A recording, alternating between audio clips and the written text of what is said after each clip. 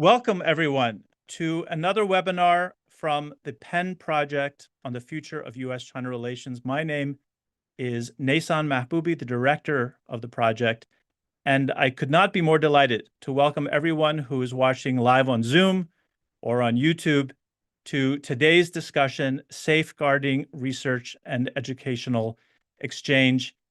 Today's webinar marks the sixth of the webinars we have been conducting for the past 6 weeks with our second cohort of project fellows. Each week, we've been publishing the papers of the different teams, whether national security, climate, technology, trade and economics, human rights. And today, we conclude this 6-week cycle with our research, education, and academic freedom team, who I will introduce in a moment. Before starting today's program, I do want to thank everyone who has contributed to this series of publications and webinars, including our project associate, Amanda Morrison, and our live producer, Joyce He, and of course, all of the fellows in the second cohort of fellows. I also want to mention that the application deadline for the third cohort of fellows is tomorrow. So I hope many of you watching are thinking about applying to be fellows of the Penn Project on the Future of U.S.-China Relations, where we will do the same thing that we've done with our second cohort of fellows. We will ask all of you to write a policy paper like the ones you will hear discussed today, to workshop it on campus at the University of Pennsylvania, to go to China if you are willing and able, to do field research and dialogue with Chinese interlocutors, to present the drafts to policymakers in DC, and then finally to publish them and discuss them in webinars like we're doing today. Again, that deadline is tomorrow, and we're all looking forward to reading the applications. But let's get today's conversation started. Let me invite the speakers up on stage. Our research, education, and academic freedom team, Naima Green-Riley, Assistant Professor of Politics and International Affairs at Princeton University. Rosie Levine, the Executive Director of the U.S.-China Education Trust, our two project fellows in the second cohort of fellows. And moderating today's discussion, my friend and colleague, Amy Gadsden, the Associate Vice Provost for Global Initiatives at the University of Pennsylvania, where she's also the director of Penn Global, which is the institutional home of the Penn Project on the Future of U.S.-China Relations.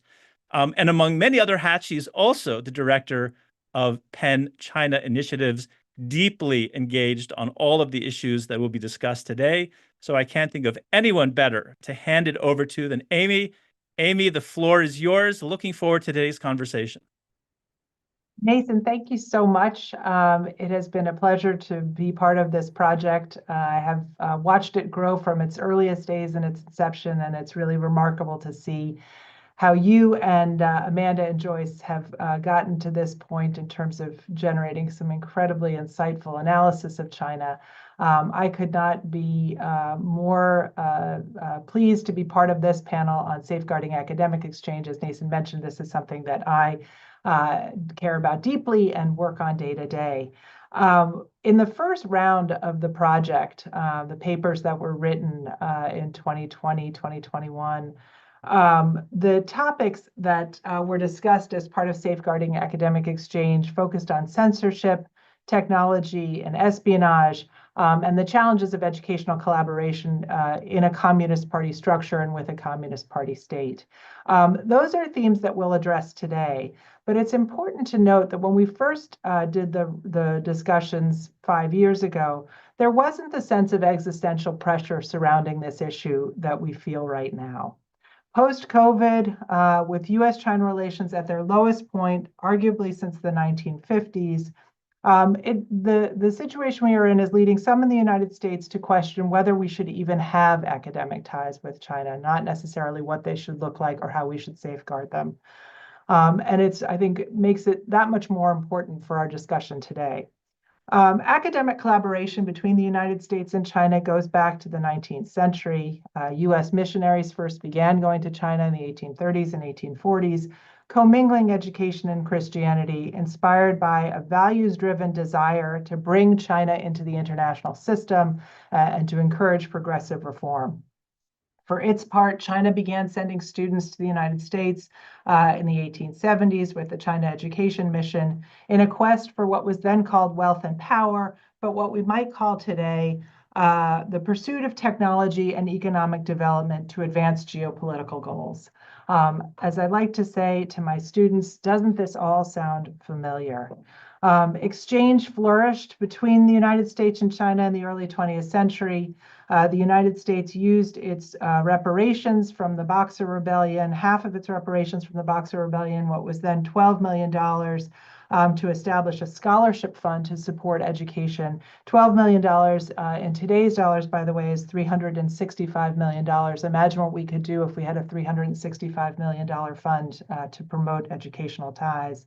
But of course, those ties were severed in 1949 and resumed again in 1972 when people-to-people ties and academic ties were at the heart of the United States' opening to China, China's opening to the world. And we're constantly kind of improving, deepening, becoming more robust up and until the recent period. The atmosphere now for academic ties is poor.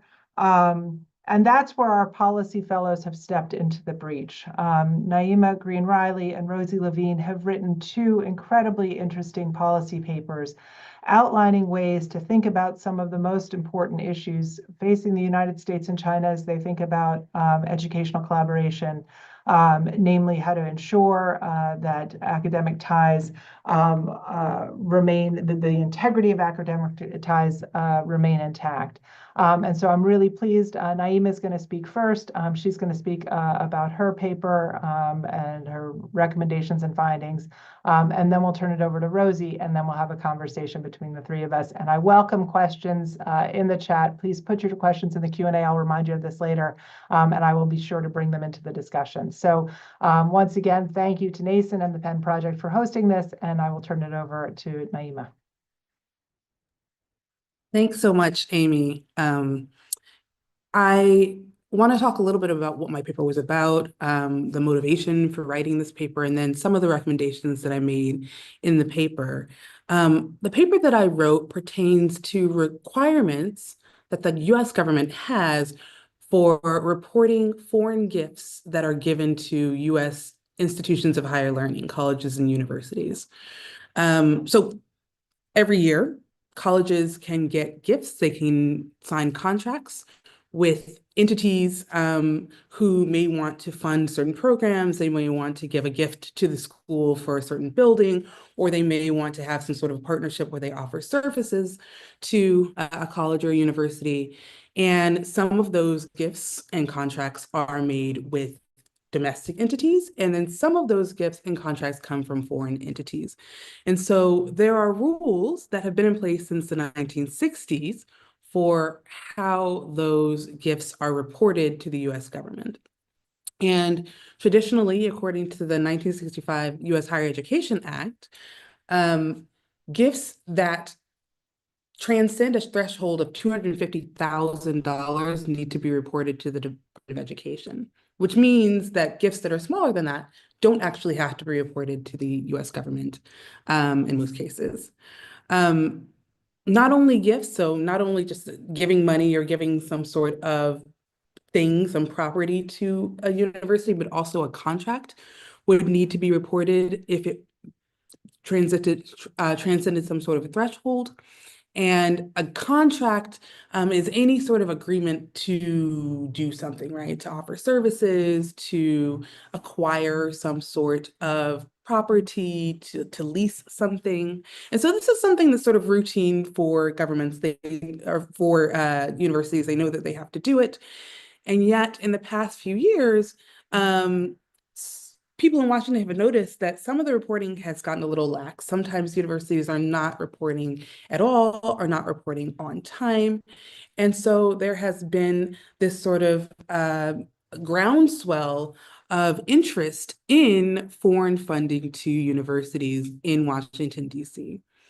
In 2023, the House actually passed a bill on this topic. It was proposed by two Republican congressional representatives, and it passed through the House, but it didn't pass through the Senate. The name of the bill is the Deterrent Act, and deterrent in this case is actually a very long acronym. It stands for Defending Education Transparency and Ending Rogue Regimes Engaging in Nefarious Transactions. But the purpose of this bill was to rethink the way that all of the infrastructure around foreign reporting of gifts happens. And so that bill set out a number of proposals.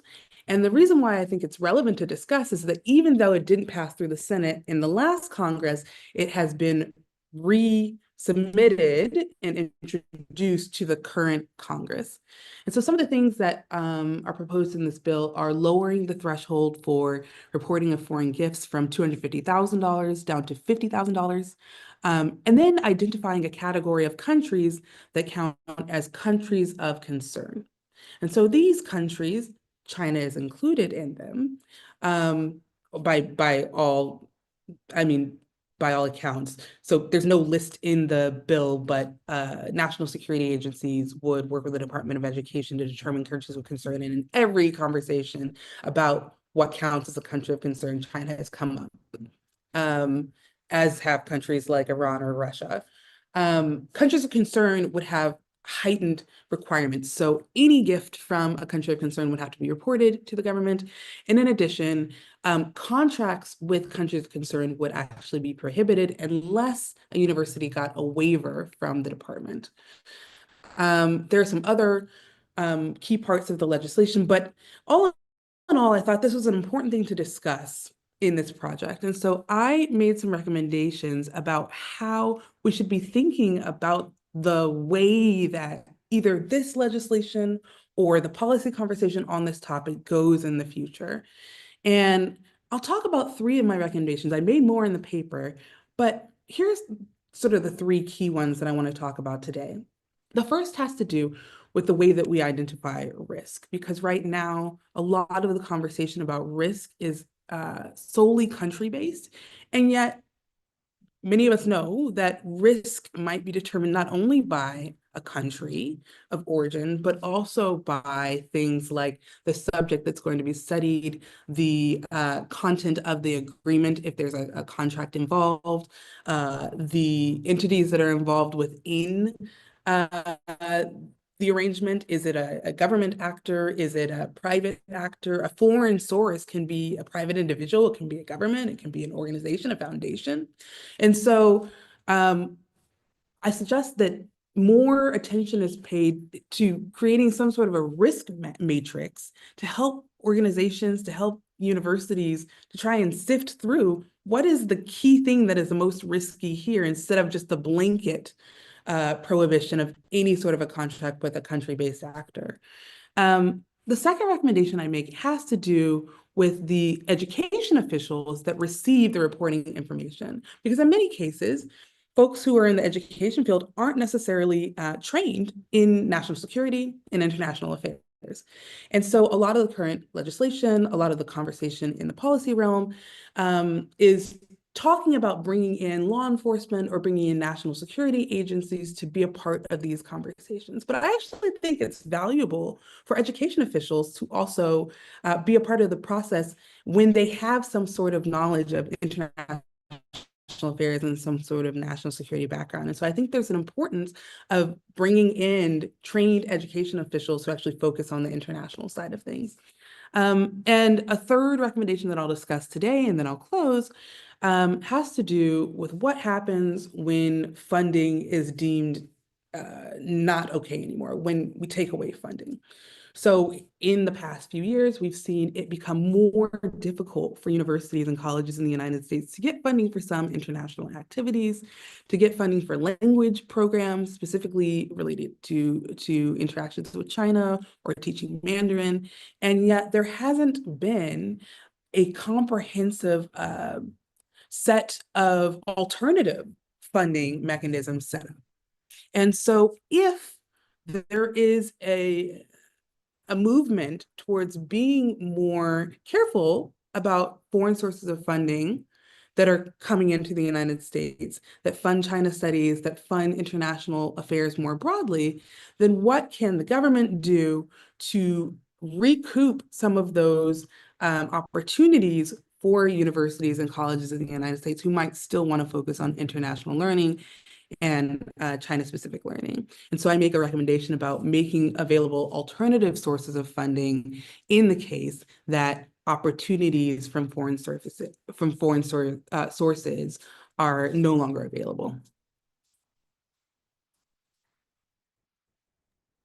Naima, thank you so much. I enjoyed the presentation. I absolutely recommend that everyone on the Zoom, on the webinar, look at the paper. Naima did some really interesting research to look through the data to draw out some of the funding that's coming into universities from China that I haven't seen collated like that before. I think it's really useful to have that. So thank you. I'm now going to turn it over to Rosie, who's going to talk about sort of mechanisms for having integrity in U.S.-China academic collaboration. Great. Well, thank you so much, Amy. And huge thanks to Nason and the rest of the Penn Project team to make this event and this whole fellowship possible. It's really been a pleasure being a project fellow this year and joining the rest of the cohort as well as this group focused on education in some really interesting work. So my paper takes a look, I think it's actually a really great lead-in from where Naima left off, looking at the experience of students, and the role of academic exchange in the bilateral relationship. And as Amy outlined in the beginning, I think no surprise to many on this call and those who are tuning in, are amid a historic low in American students studying in China, and a real a crisis in terms of enrollments and low numbers for the field of Americans who are in China getting a deep and holistic understanding of the country. So before the pandemic in 2019, there were more than 11,000 students, American students studying in China. As of the year ending in just this past year in 2024, we had around 1,200 in China, and those numbers are fresh from the embassy in Beijing. So I think they're the accurate ones that I'll use for this presentation. That number, 1,200 students is up from its low during the pandemic, but it's a shockingly low number when you think about the need in the US for a holistic and deep understanding, whether it's in policy circles, in business, in academia, in the individuals who will go on to manage this consequential relationship between the US and China. So in embarking on my paper here, I really set out to look at this kind of situation for American students studying in China amid these low numbers and the challenges faced by this group, and then what could be learned from previous examples in academic exchange that could be a useful lesson for managing the situation now between the US and China. So the numbers that are, the low numbers of students now, this isn't just a solely US phenomenon. There's a lot of source kind of issues from the Chinese side that are contributing to the dynamics we find today. The academic landscape within China is growing increasingly restrictive. Field research and opportunities for Americans to come to China have been restricted both during COVID for kind of practical and health reasons, as well as through political tightening and the academic kind of landscape within China. And part of this is also due to the US side. US students studying abroad across the board were obviously deeply impacted by the pandemic.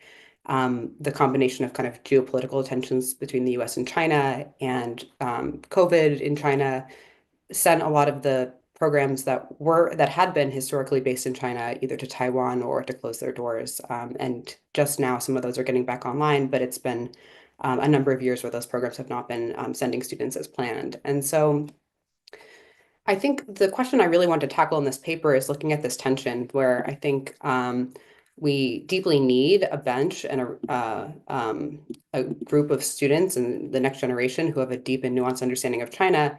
And yet there are these really intractable and challenging challenges that make it difficult for these students to go, both on the kind of organizational side as well as the geopolitical side.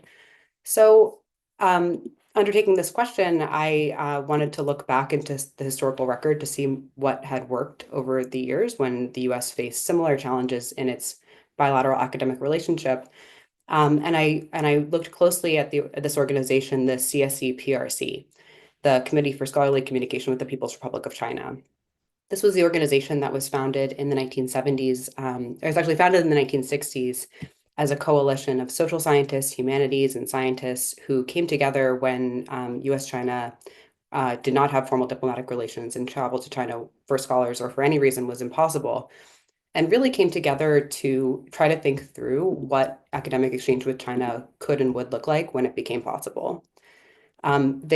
Through that work that they did as a kind of a diverse group of stakeholders from different fields and different institutions, they really modeled their work on early US-Soviet exchange, and were premised on this vision that if, in order to compete and better to understand a country that we are, ideologically or politically at odds with, we need to have a core of students and scholars in both countries that deeply understand each other and have spent time on the ground in each other's countries. So with that kind of framework in mind, the CSE-PRC began to organize and get, work off the ground in the US to try to re-engage with China when that became possible. In the early 1970s, when the early restart of US-China diplomatic relations and under the Nixon administration, 3 organizations were handpicked by Kissinger and the Nixon White House to really be the intermediaries that would handle a lot of these pieces of bilateral relations.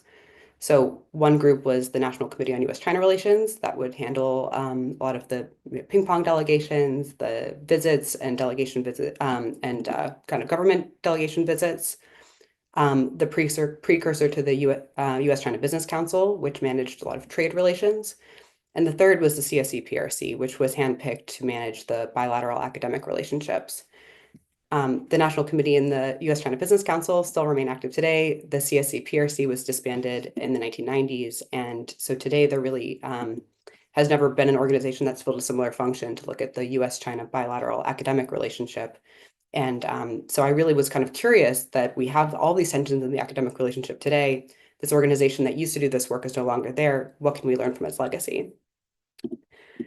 I'll pull out 3 of the recommendations from the paper. I think kind of looking at the archives, interviews with folks who participated in CSE programs, staff from the CSE-PRC who were able and willing to talk to me, which was wonderful, and a lot of the great literature on this time.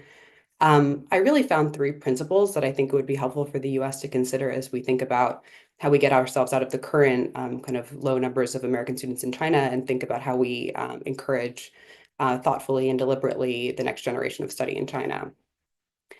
So I think the first principle I'd like to focus on is creating opportunities to study and research in China. So today, as I noted at the top, we have a historic low in American students studying in China. Many of the students who are there are participating in fairly selective and boutique programs. But I think something that was distinctive about the CSE-PRC is that they opened a really kind of first of its kind research fellowship opportunity for on the ground field work, which was open to scholars, mostly junior scholars across the country. And that investment of, kind of seeding the field with junior scholars who could conduct research in China for the first time, really since the 1950s, gave over 700 researchers the opportunity to go on the ground in China through a formally funded program and get that experience firsthand. The benefits of that cohort of people who were funded through CSC programs continues to this day. A lot of preeminent scholars in the field got their start through CSC funding. And my recommendation is that we should really, both in the US government and other sources, be really thinking about investing in programs that make it possible for Americans to study and conduct research in China amid the challenges, but making sure that those opportunities do remain possible. My second recommendation is, so if they do become possible, then what next? It's advocating for robust and substantive access for Americans. So it's not sufficient just to go, but to make sure that the Americans who do want to study and research in China have not just access, but meaningful engagement. So in the 1970s, the CSC PRC was able to advocate for access on behalf of Americans and worked very closely with Chinese counterparts to negotiate topics that would be, available to study, disciplines that were, able to come and do substantive research with their counterparts. And they even negotiated for access to field sites. And one of those sites, Zoping County, was through CSC PRC negotiations opened for the first time to foreign researchers and was an important site for social science data collection that continues to inform the field today in terms of novel research, a publication only a few years ago coming out of Zoping County research that continues to help deepen the US understanding of how China really works on a ground level. So thinking about today, when scholars struggle to get access and are, when they do get access to China, find sometimes limited sources, closed archives, lack of access to data, thinking about the ways and trying to advocate for ways that the US can make sure that its students and scholars are able to have a robust opportunity on the ground when they are there. The third recommendation in the spirit of the CSC PRC is to think about the safety for students and scholars when they are in China. This is a different situation than today's US-China bilateral relationship is a different one in the 70s in a lot of ways, but the safety piece is a particular difference. Today, many people in the US are worried about safety when it comes to China, and there were different concerns around traveling to China in the 70s, but safety of this sort really wasn't one of them. The exit bans and arbitrary detentions that have taken place in China, some of which led to for many years, the US State Department having a level 3 travel advisory against China, has very much set the scene that travel to China is not safe, and institutions and parents have taken note of these measures and have rightly been concerned for the safety of their students. So I think this piece is a really complicated dynamic in the relationship today. I think that a recommendation for policymakers is to do everything possible to ensure safety is there for students and scholars, and to negotiate very closely with Chinese counterparts who increasingly do want to welcome students and scholars back, often in, there's been declarations from Xi Jinping and from others trying to bring 50,000 American students to China. If this is indeed the case, that the doors are welcome to Chinese students, then I think the question then is to really make sure to advocate for safety and good conditions when Americans do travel to China. And then lastly, just in order to manage this relationship and to ensure that some of these principles in US-China bilateral academic exchange are met, I would argue that we do need an organization like the CSC PRC, a broader organization that can help to manage the difficult dynamics of US-China academic relations in this complicated time. Each of these recommendations they each have a benefit, but will also involve complicated negotiations with both sides. These dynamics are often, bigger than one institution to deal with. It's not one institution or one office or even one policymaker who can figure this out on their own. They really are complicated issues that intersect with research, academic freedom, conditions on campus, conditions on the ground, and having an organization that can sit above the US-China kind of individual to individual relationship could help to facilitate that connection. And then with all of that in mind, I think my research on this topic I found was a reminder that we've kind of been here before, and that was a helpful reminder for me, and I think one that we can take into this next phase as we think about the complications and the dynamics of getting the academic relationship with China right. I'm not to say that we, everything in the 1970s is akin to as it was now, but there were some very good lessons learned from that era, where we managed a complicated relationship with China, where we did not agree on many topics. There was competitive natures, there was interdependency, and there was a desire at that time to prioritize and center academic exchange as a way to better understand each other, for strategic interests, that it was in the US best interest to, and in our capacity and, strengthening our capabilities to understand China to the best of our ability. And I think that message I don't see as much part of the domestic conversation today. And I think just to close out and to go into our discussion, I really think that there's a missed opportunity if we don't invest in the next generation of expertise and really make sure that the conditions are right to give them both the opportunities to go to China, but to be able to do meaningful and impactful work on the ground when they're there.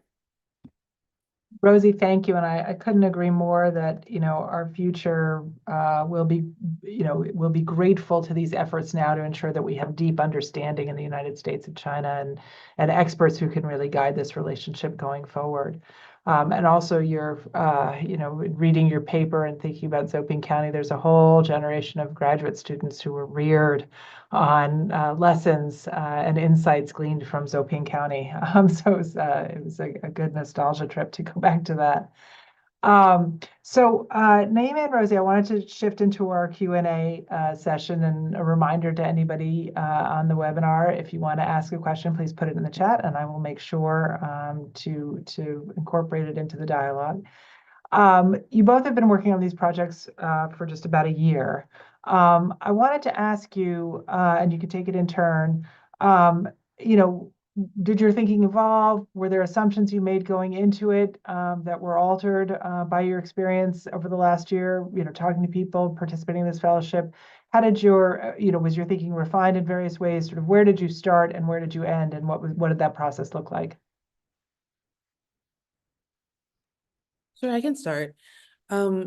It's such a thing because I'm looking at this phenomenon in which universities, I work at a university, I am a professor at a university, are being asked to provide all this extra information to the government, and that can feel like a very onerous task.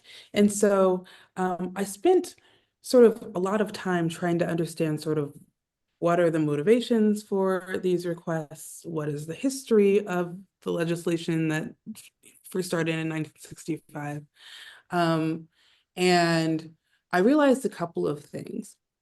Number one, I realized that I don't necessarily think that asking for more information is something that people should shy away from or people should be worried about. I think that providing information, the transparency on where funding is coming from can be a good thing for universities. I do think, though, that sort of blanket references to places or not taking care to really talk about what risk is and make sure that people understand, people on the ground, so people who are administrators and scholars on the ground understand risk is something that's important as well. Another thing that I realized with time as I was working on this move towards being more attentive to funding in the United States comes alongside a number of other policy moves that we've seen over the past 5 years or so to look at other types of academic or public information sources. And so there have been moves within journalism to think about ways to handle foreign media organizations in the United States and whether or not they should have to register with a government agency like FARA, the Foreign Agent Registration Act. There has been attention to the way that advertising or information on social media websites has been labeled as coming from, for example, like a state-owned newspaper or a foreign source. And so this movement towards looking at university funding is really only just one part of a larger conversation that we're having today about what it means to interact with the rest of the world and what it means to have an informed citizenry who, when encountering foreign sources of information or foreign sources of funding, is aware of that. And so I've just been trying to think about the best ways to make that information available, but at the same time to do it in a way that is careful, considered, wise, and helps people to get that information without necessarily alienating or criminalizing entities that may be engaged with the U.S. Naima, Rosie? Yeah, well, it's a great question. I think this project spanned two administrations, I think is one important feature of kind of how my work at least has shifted over the course of this project. So I think that's one piece that will continue to evolve. The Trump-China policy is still obviously a piece in evolution, and we'll continue to understand how academic exchange plays into the foreign policy agenda under this administration. I think the other key piece that shifted for me as I conducted this research is just this is a very active space, and things are continuing to evolve and develop really as the course as I was writing the paper. A few key points to note, in November 2023, the level 3 travel advisory that I mentioned in my presentation was dropped to a level 2. That kind of designation change opened up a lot of bureaucracy on campuses that restrict study abroad writ large to countries that have a level 3 distinction. And so even that, which was, kind of at the end of an academic year, done quite quietly by the State Department, will start to have its impact. We will see the impact of that change into the kind of spring and summer study abroad program of this year. And so some of this is very much still unfolding. When I started this paper research about a year ago, the number of Americans studying in China was only 600, and now it's around 1,200. So it's still low in the scheme of things, but doubling even within that year, I think is also another data point in just kind of how this conversation continues to evolve quite quickly. But for me, I think that's more of a data point of why this is important to get right now. As students are starting to come back and as programs are starting to come back online, they will necessarily be lower numbers than before. So the question of making sure that the opportunities are both there for students who want to travel, and then the conditions are such that if they do go to China, that they're safe, secure, and able to access the information that they want to. This kind of feels like the moment of opportunity, at least from my perspective, of where interventions at this stage could have bigger dividends and impacts as other programs start to really consider what coming back to China might look like. So I'm going to push you both, not now, but towards the end, about the shift from the Biden administration to the Trump administration and what that means for the work that you're doing. But for the moment, I want to drill down a little bit on some of the things that you've addressed and written about and talked about on the webinar.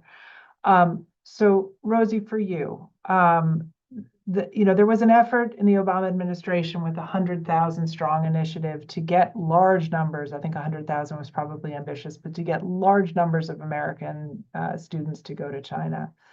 And of course, you didn't mention this, but it's so lopsided, right? I mean, even now in a world where the numbers of Chinese students coming to the United States have decreased in recent years. It's still 277,000, I think, by the most recent count of Chinese students who are coming here. But the United States at its high water mark, hit 15,000 students roughly. So what are the factors that even in the sort of the best of times, even in maybe the easiest of times, the aughts, the early teens, what is keeping these numbers from kind of reaching significant levels?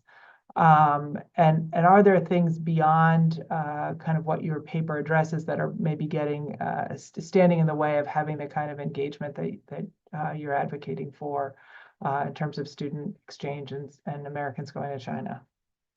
Yeah, it's a very good question. I think that I don't think we can look for parity in this relationship. We won't probably get it.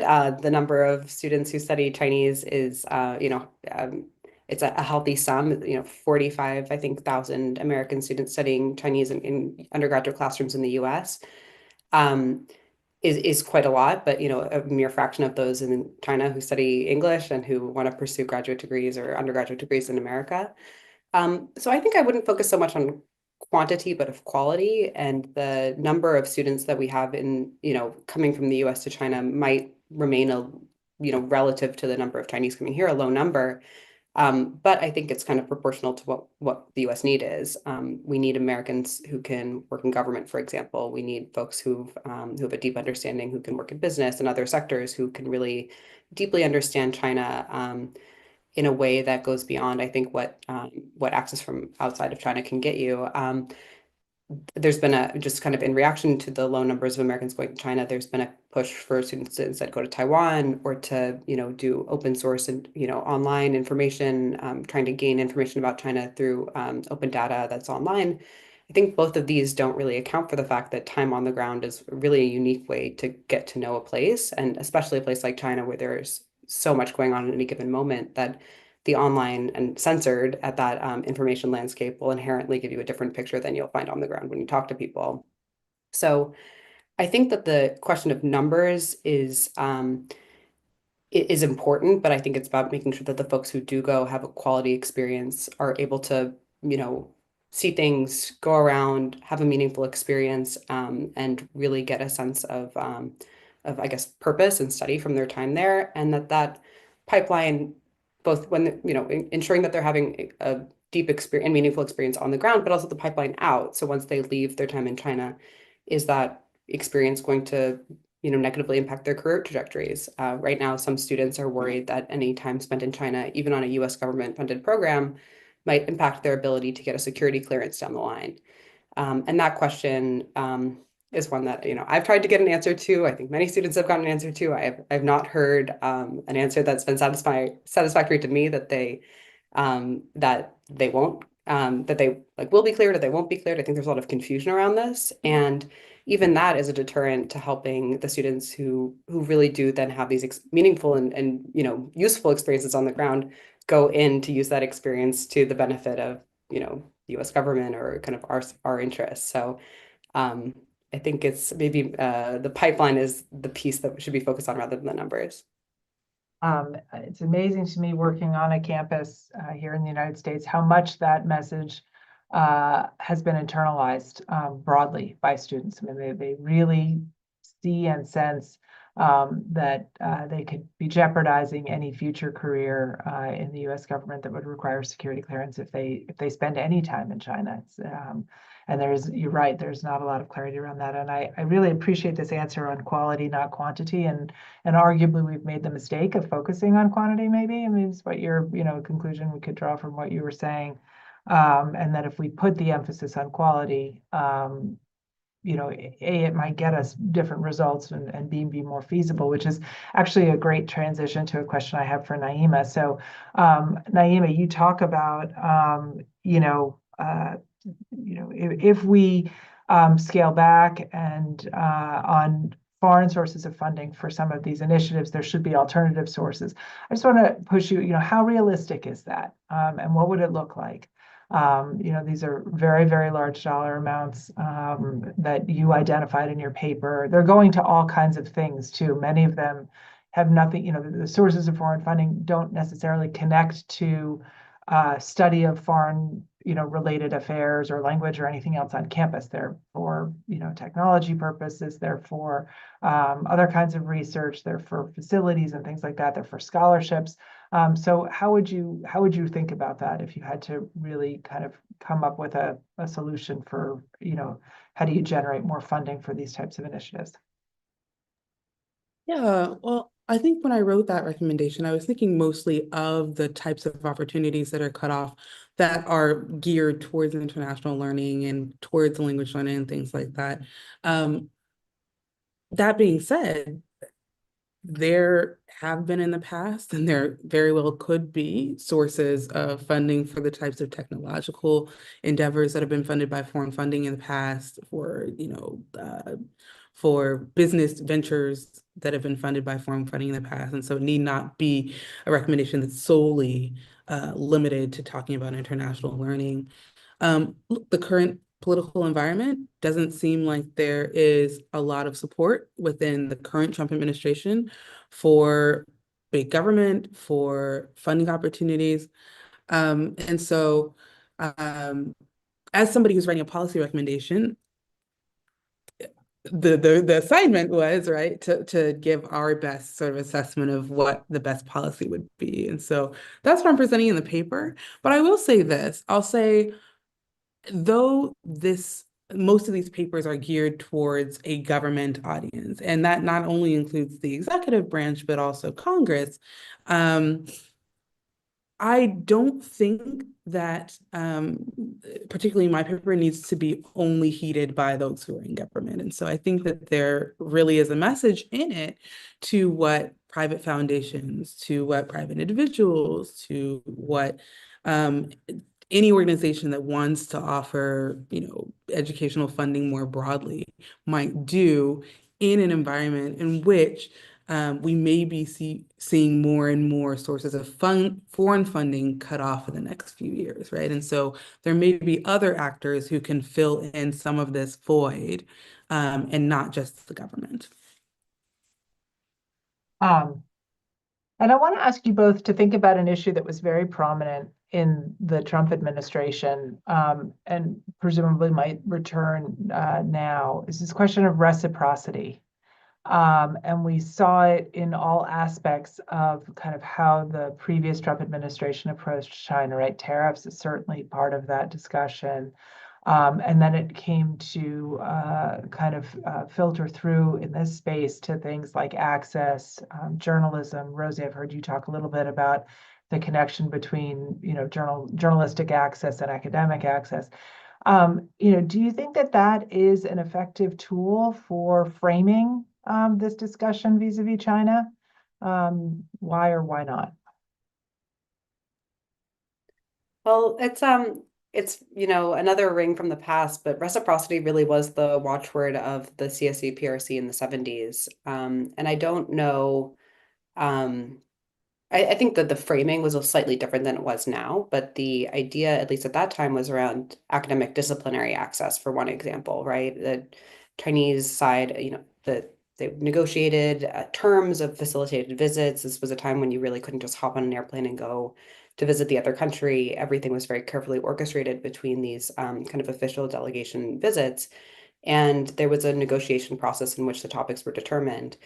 China wanted applied sciences, technology areas that they had not developed in, a very close period in Chinese history, where the US wanted access for sinologists, social science researchers, historians and others. And reciprocity really kind of became the motto of that time of, if you get your topics, we get our topics, and it might not be perfect reciprocity, but at least it's kind of in the spirit of you give a little, you get a little. And I think that I think that is a little different today when there are so many other access points. A kind of a negotiated setup like that maybe is a little bit less meaningful, but I think that the policy underneath of it is still valid, which is you have to give a little to get a little in this relationship, right? There's going to be interests that are inherently more valuable to China than to the US. There's going to be issues that are total red lines for both sides. There's going to be interests, that are more valuable to us than to them. And it's really going to be through a process of trying to figure out where the middle ground can be, that we can get back to a better place on this. I think at least on academic issues, I don't think reciprocity has really been a part of the conversation. I think there's been a, I think as you described at the beginning, Amy, there's really been kind of just an absolute kind of shift in attitude in the US, where the idea that I think has really taken hold is that academic exchange has only benefited China and not benefited the US. And I think it's really in the US interest to think actively about what we want out of our academic relationship with China, and ask for it. And if it's something that's not possible, of course, then that might be a non-starter. But if we're not asking for what we want and what a desired relationship looks like, I don't think we will get it. And Naima, how about in your work, in your thinking about this? How does reciprocity play a role?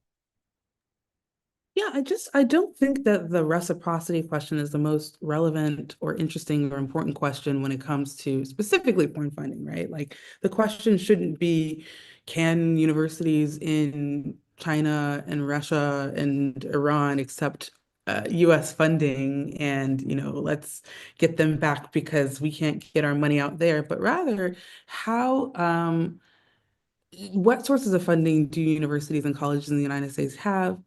How does any source of funding enrich our higher education system?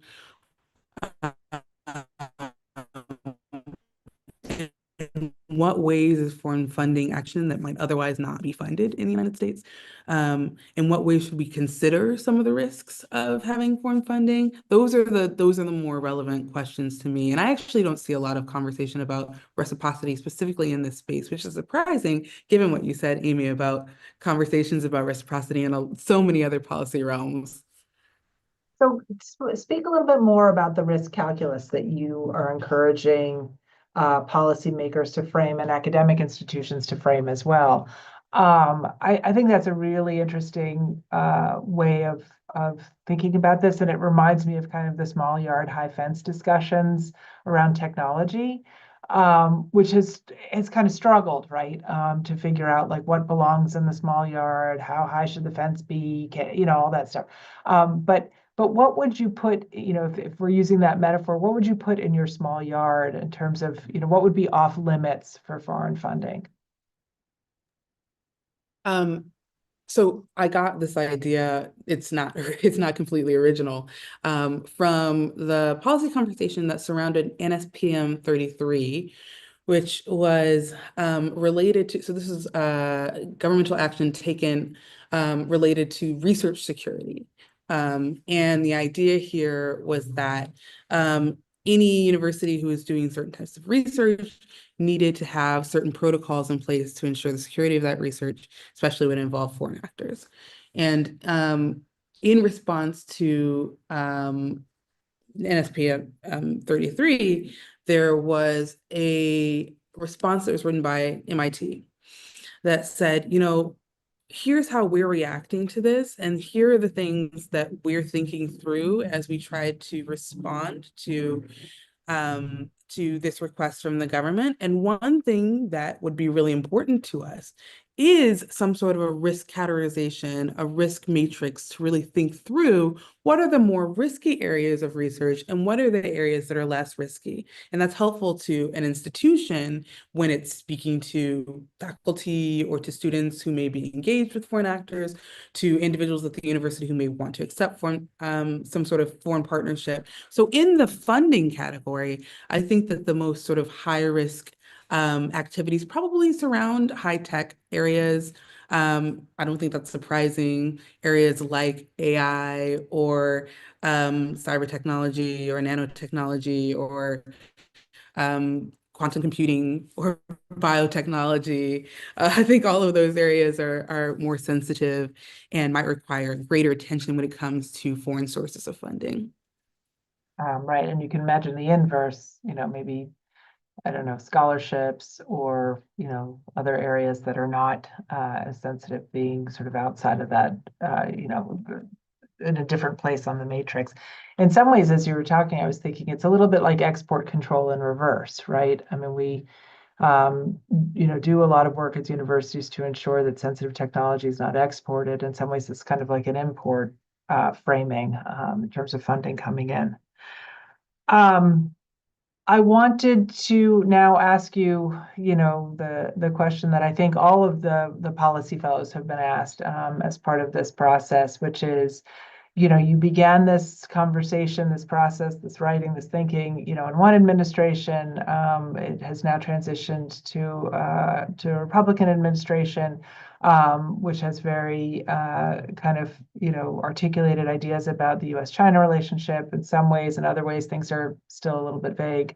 And also, strong ideas about higher education and what role it plays. So how is that shaping your thinking now as you're finalizing these policy papers? Probably to go first and then let Rosie close this out.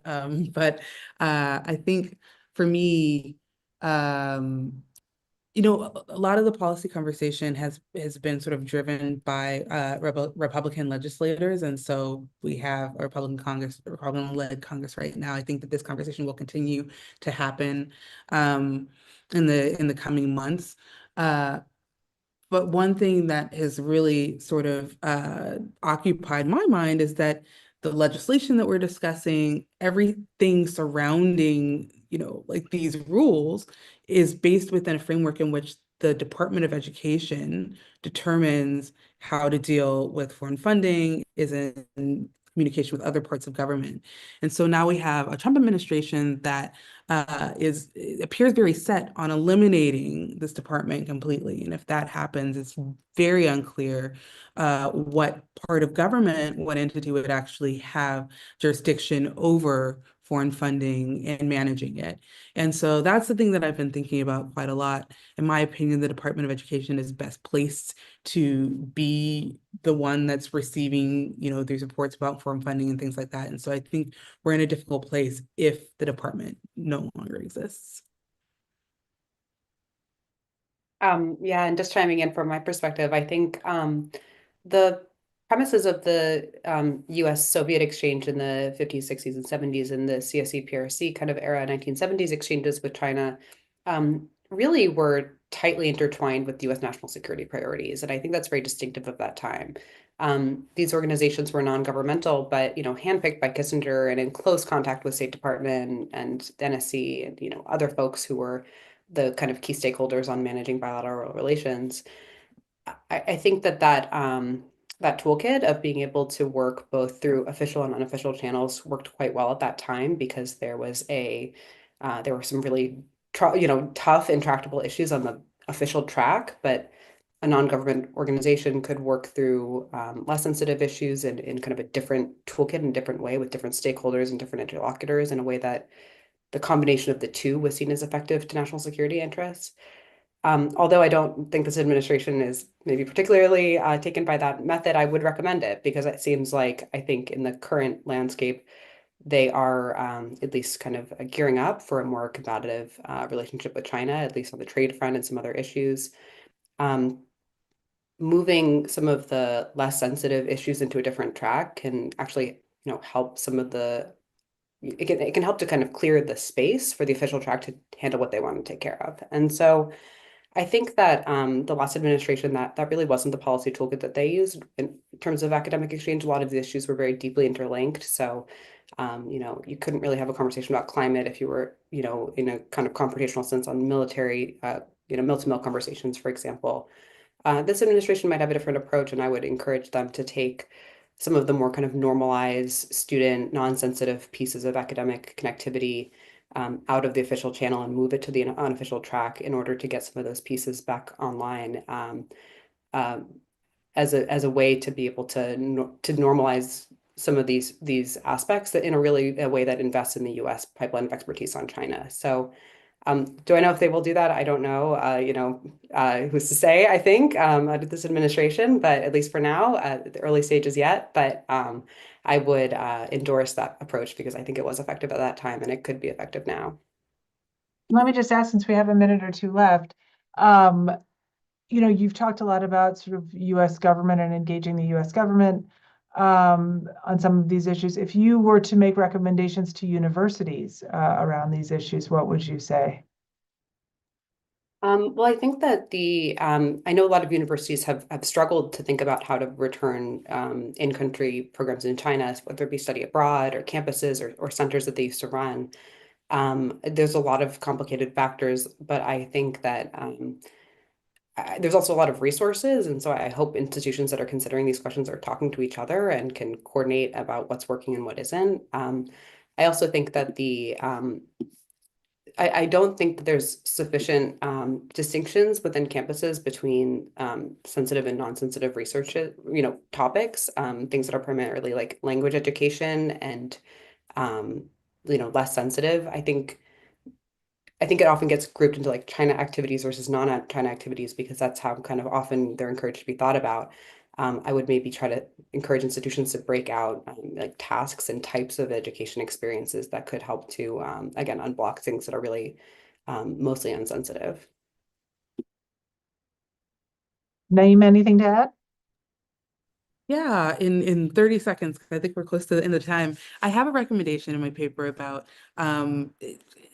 universities sort of embracing this idea of being public about sources of funding, and not only adhering to sort of regulations that might show up in this legislation, but trying to be clear when they can about programs or certain departments that have sources of funding. And those don't have to be foreign sources of funding, so just where's your funding coming from? Because I think it's useful actually for people to have a conversation on campuses about sources of funding, why they're accepting that funding, and also to recognize that so much of the rich sort of experience that we have on campuses comes from opportunities that are granted to us by the people that we engage with, be they foreign or domestic. And so I just think it's a way of having better conversations and understanding sort of the global ecosystem that is academia.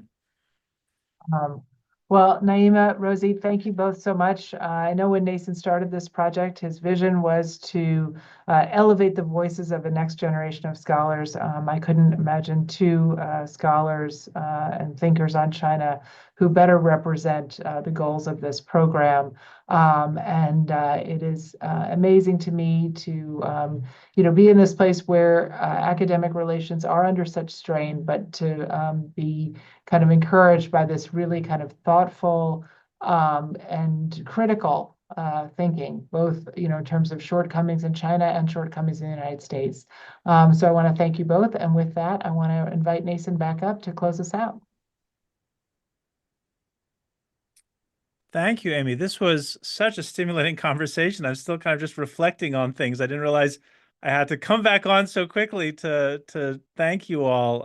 But this was just fantastic. So provocative. So many things to continue to mull over.